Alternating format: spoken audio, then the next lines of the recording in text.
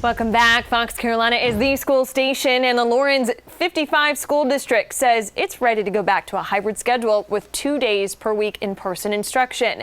The district says the DHEC data moved the virus spread level and case numbers from high to medium.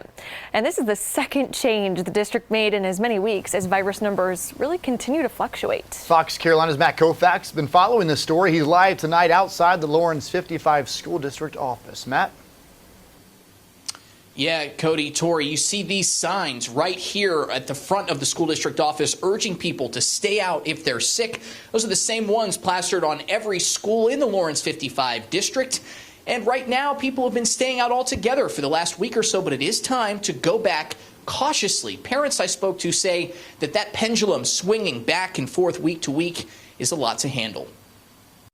Christina Gentry is the single mom of 2 kids at Lawrence Middle School who have been virtually learning since doors were shut post-Labor Day. Me being a parent who has to work 12 hours a day, and then my kids have no one here to be able to teach them throughout the day. I mean, that's really hard on them. She wants 5-day-a-week in-person instruction, but says right now she'll take what she can get. You don't know if you're taking them to school or you're leaving them at home. It's hard to adapt, and it's hard to be able to have somebody there to help you with them. She understands risks of COVID-19, but feels she speaks for working families when she says the pendulum constantly swinging back and forth is a lot. We saw a 17-hour change last time before we even knew what to do with our kids. We want to give families as much notice as possible. Edward Murray with Lawrence 55 says the decision to go back to hybrid was able to be relayed with more notice this time because they weren't reacting to an emergency spike. It's about preventing the spread of the disease. He knows the difficulties families face, but also says health of students comes first. Those numbers aren't affected by just what we do in the school system. They're also affected by what happens in the community. His message to people in the community who want less chaos in their schedule is simple. Help us keep the numbers low and help us get the kids back in school, because we're anxious to have them back in school. We're anxious to get back to a 5-day-a-week face-to-face environment.